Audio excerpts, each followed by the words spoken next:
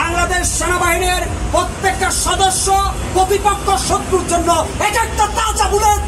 বাংলাদেশের প্রত্যেকটা সেনা অফিসারকে স্যালুট দিয়ে শুরু করব। বাংলাদেশ সেনাবাহিনী গোটা বিশ্বের কাছে প্রশংসিত। সেই বাংলাদেশ সেনাবাহিনীকে নিয়ে কিছু দুষ্কৃতকারী এক এক সময় এক এক ধরনের গেম খেলার চেষ্টা করেছে, আমরা তার তীব্র নিন্দা জানাই।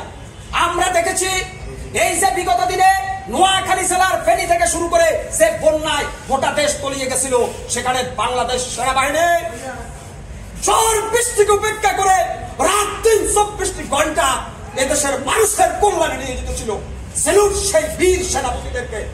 আমরা দেখেছি বাংলাদেশের আকাশে যখন শকুনের কালো ধাবা পড়ে, বাংলাদেশের রাজনীতি যখন তালমাটাল হয়ে যায়, বাংলাদেশের রাজনীতি নিয়ে যখন অপচক্রান্তকারীরা বিভিন্ন চক্রান্ত করে, তখন বাংলাদেশ সেনাবাহিনী ত্রাণকর্তা হিসাবে জনগণকে স্বস্তির নিঃশ্বাস দেওয়ার জন্য তারা সাহসের সাথে সামনে এগিয়ে আসে। বাংলাদেশ সেনাবাহিনীর প্রত্যেকটা সদস্য প্রতিপক্ষ শত্রুর জন্য এক একটা তাজা বুলেট।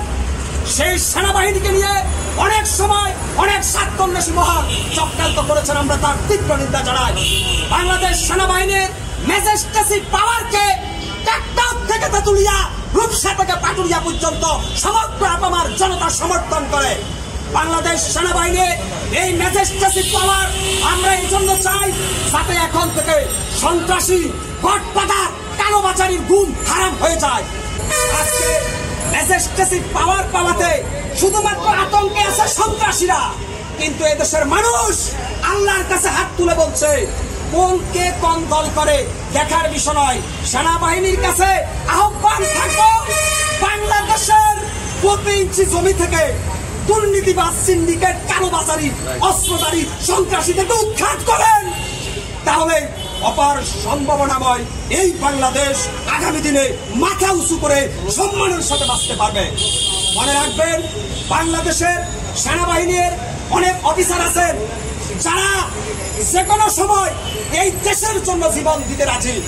সেই সেনাবাহিনীর কাছে আজকে এদেশের মানুষের পক্ষ থেকে আমি বাংলাদেশ সেনাবাহিনীকে স্যালুট করে বলবো, আপনারাই পারেন অপার সম্ভাবনাময় এই বাংলাদেশকে দুর্নীতি মুক্ত করতে। কারণ যখন সেই সরকার ক্ষমতা এসেছে, তখন সেই সরকারের কিছু আমলা, কিছু দুর্নীতিবাজ প্রশাসন গোটা দেশকে রসাতলে দিয়ে পেঁয়াজের কেজি 400 টাকা বানিয়েছিল। বাংলাদেশ সেনাবাহিনীর দেশপ্রেমিক কর্নেল, দেশপ্রেমিক মেজর, আপনারা জানেন বাংলাদেশের মানুষ আপনাদের কাছে কি চায়।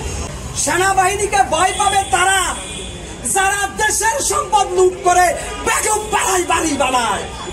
সেনাবাহিনীকে ভয় পাবে তারা যারা সালমানের প্রমাণের মতো 36,000 কোটি টাকা উত্তোলন করে চুরি করে পালিয়ে যায়, তারা ভয় পাবে।